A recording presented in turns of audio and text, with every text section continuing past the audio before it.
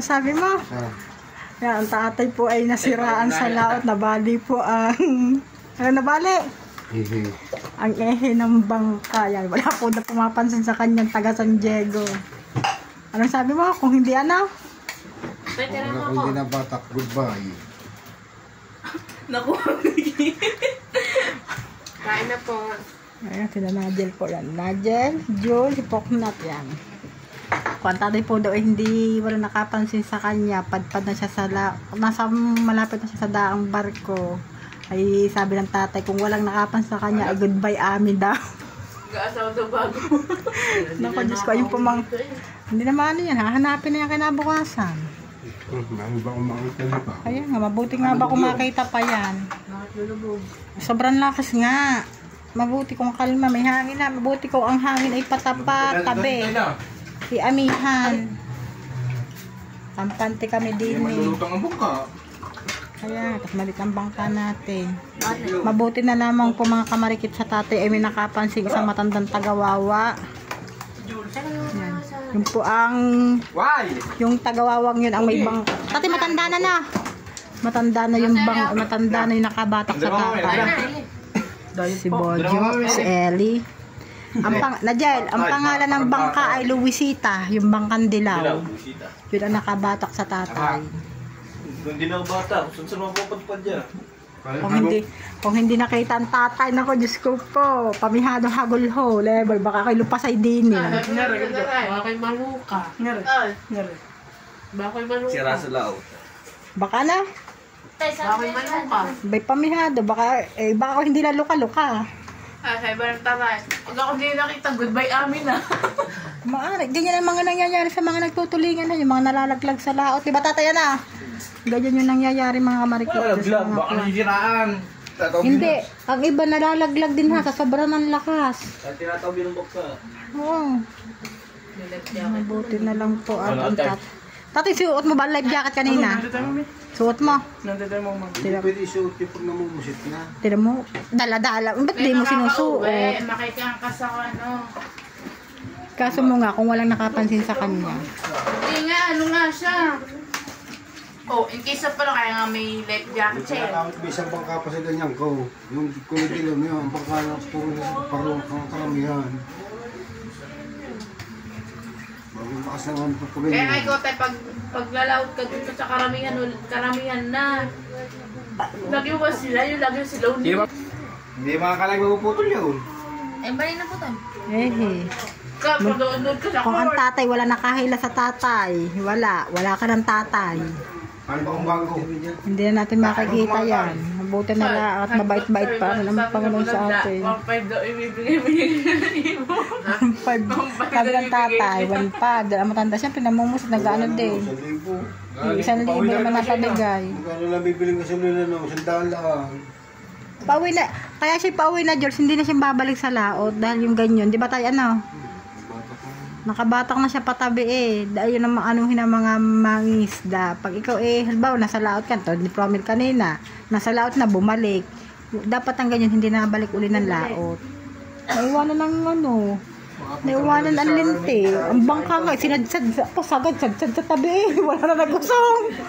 Bangka na ano, ni Henry Day. Sabi ni Budyo, sagad ang takbo, basad-sad daw sa tabi, wala nang nagusong. Mabuti na lamang po at mabait-bait. Tatay, simba tayo bukas. Hindi. Okay? Kailangan may dala ka na tatay cellphone sa laot. Tay, dadala ka na ng cellphone sa laot. Silbing aral na yan sa atin. Diyos ko, salamat po. At ang tatay ay nakauwi pa rin kahit paano ng ligtas. May uli ko sa'yo. Santulingan. Santulingan pa, paano ba makakahuli? Nasiraan na nga, naputol na nga eh. So talaga, tinatawanan mo pa. Alpas. Hindi mo, Ming. Alpas, Ming. Hindi mo na. Ano ba yun? Buli mo. Pusa, pinahabol.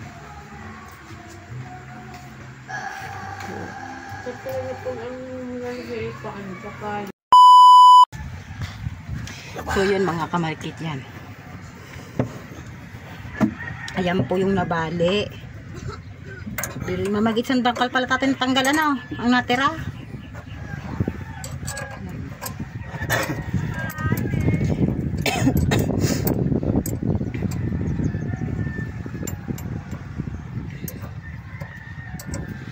Mabuti na lang po meron siyang dalang mga guwantes. Pinangal niya dito sa butas na ito.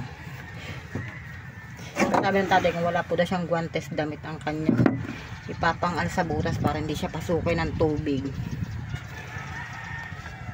Dahil once na siya po ipinasok ng tubig na puno, may tendency dyan ay tatay ay lumubog.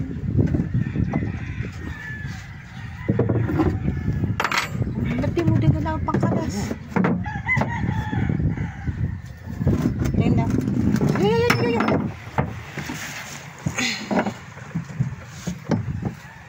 Tay, doktoran nga to. Ano? Hindi. Tatay.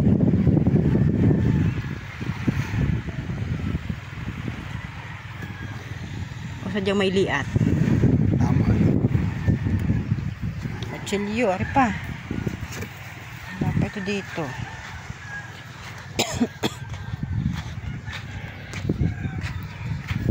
Uwi na ba tayo? Pukot mga kamarigit. Buti na lang po at napakabait ng Panginoon sa amin. Dahil kung hindi ay pamihadong hahanapin na ang tatay ang gantong mga oras. Bagamat kung titingnan niyo po siya ay kate, yan, kalmang kalma, pero bagyo ba yun tayo sa laot, ano? Nakalaot-laotan na, ano?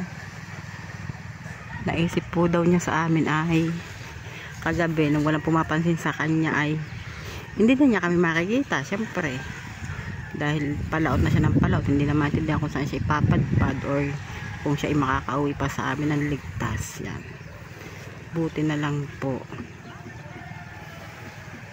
kakabihan niyang God is good. Sana eh, ha? Ito po yung binili naming ehe. Yan. Ehe nga tatay yan na. Ano? Ayan yung binili ng tatay sa balahan kanina mga kapatid. Ilalagyan ng tatay ng grasa. Dahil gawa nga po yung nabali eh hindi po siya po pwede nang iduktong. Dahil parang yung pinagbalian yun ay parang pinagduktungan na din po yan. Bagong bago po yan. Mabutit merong anak na kasabihang katuwag sa hanap buhay. Umangal man ay walang magagawa, talagang kasama yan sa ating pang araw-araw. Basta importante nga lang po mga kamarikiti ang tatay nakauwi sa amin ng safe, na kahit paano ay napakabuti pa rin po ng Panginoon sa pamilya namin yan. Hindi niya talaga ang tatay pinabayaan na mawala sa amin yan. Yun nga lang po, ang tatay hindi muna makakapalaot sa ngayon, gawa nga po ng sa dinanas po niya kagabi na siya talaga inanagwan na sa kagustuhan niyang may makakita sa kanya. Talagang kahit napakalayo nakipaglaban siya sa hampas ng hangin yan, kaya kanyang buong katawan ay masasakit na siya po ay nilalagnat ngayon yan. Tapos siya naman po ba ganyang may nararamdaman na ganyan lagnat, automatic sumasabay ang kanyang binti, kaya magpapahinga po muna siya. Dalang hanap buhay po na may inaandidiyan din lang yan.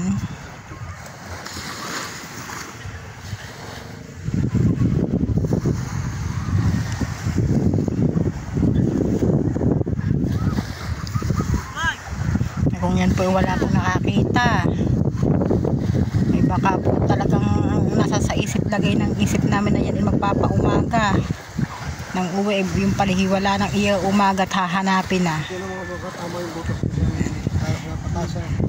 Ha? Ika sa pataas.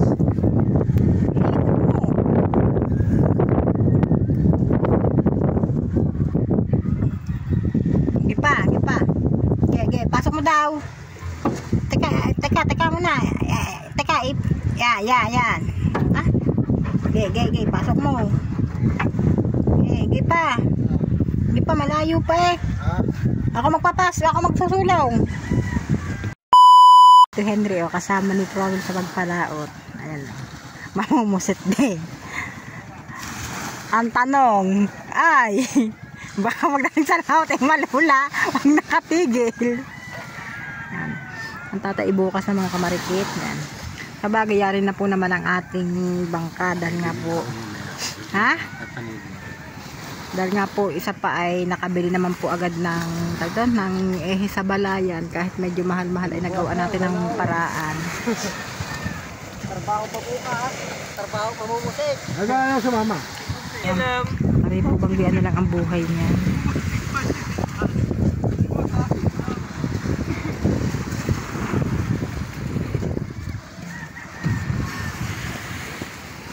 Mga taga San Diego, mga kamarikit na nagdadaan. Sila po ay mga mamumusit din.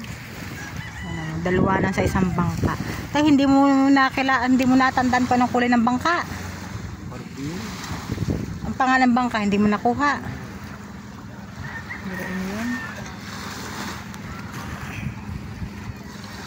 Samantalang pag sila nasisiraan, nang babata ka, ano, tapos ikaw nasiraan, kung hindi ka pa hindi walang ukukan sa iyo.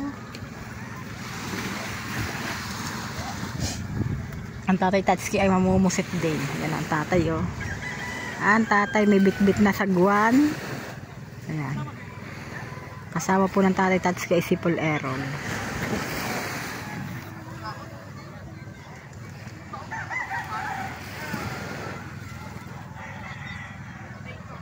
Mamumusit din po ang tatay Tatsuki.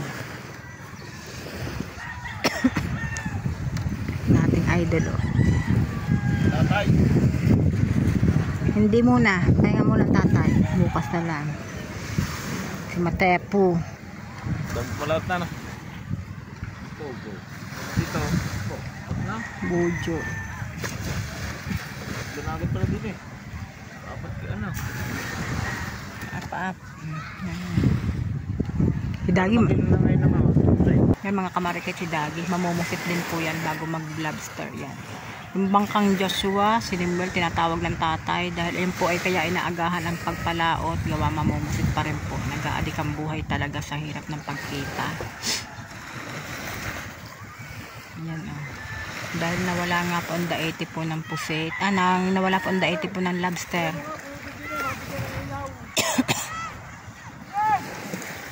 Kaya po daw ay namumusit, sabi ng tatay ay wala po daw yung gamit na na placer na pampusit. Ang tatay po sa palibasa nga po ay meron pong anak na katuwang sa hanap buhay. Talaga pong ibinibili po ng anak, ibinibili po talaga din na po ng mga placer na pamusit. Poknat o tatakbo na. Hinayon ba nasa lalagyan ng kwan? Nasa ganyan. Doon daw sa yun. Dala-dala na ng tatay ni Jules. Yan. Bibigyan po ng tatay sinimul ng placer na pangpusit yan. Palibas ay naaawa po sa bali. Ayun po ay tutusin ay pamangkin na po niya. Yan. Manghuhuli nga po ba kung walang daladalang placer sa laot na yung pong placer na yun ay nilalagay po. Bagong-bago yung ibibigay ng tatay na yan. Gawin ko na yun.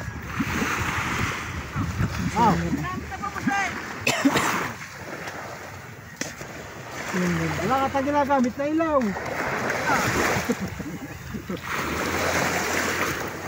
Bakit ba daw namin kahapon? Bakit nakuna sa tiyang ko? Bakit nakapalar ko sa pilig sa kuha puliya? Wala sa akin ng tubig. Wala. Yung pong isang placer na yun ay may bagay na po yan. Ayan. Dahil hindi po pwede na wala pong ilaw sa ilalim ng tubig pag ibinagsak na yung kanilang ginagamit na reson. Kailangan po talaga may liwanag po sa ilalim para po yung pusit ay sumisilong sa liwanag. Ayan. Ayun na nga yata yun. Yun ang binigay ng tatay. Hello! Hello! Binigay na po ng tatay, may kasama ng battery. Yan. Palibasa nga po tatay, kadaming, ilan bang gamit mong ganyan?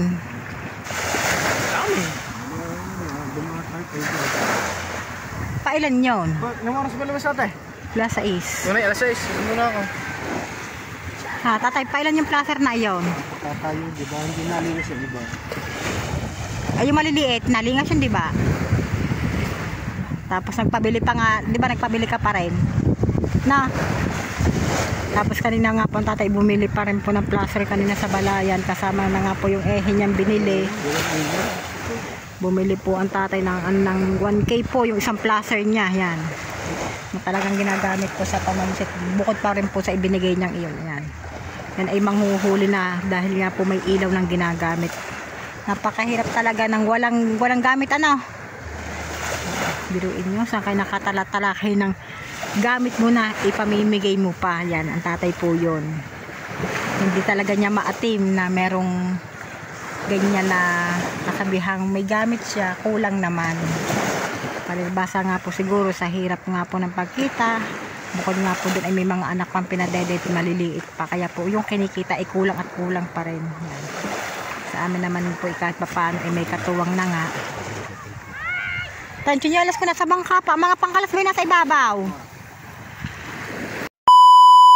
Dalagan-dalaga na aking sipok na tiyo.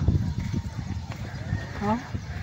Yung bagay sa iyong pagkakapuyod mo. Tingin daw. Oh? Maganda talaga ako. Yan. Oh? Ibang-iba mukha eh. Oh?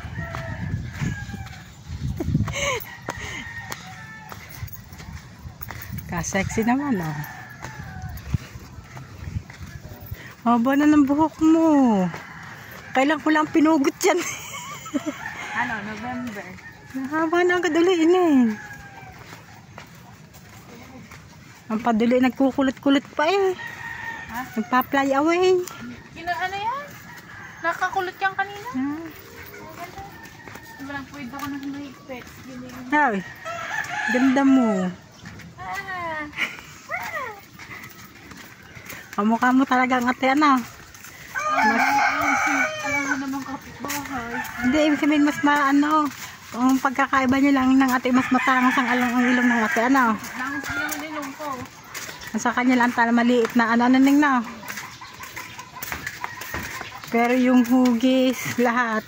Parehas kayo, little Nigel ka nga ano.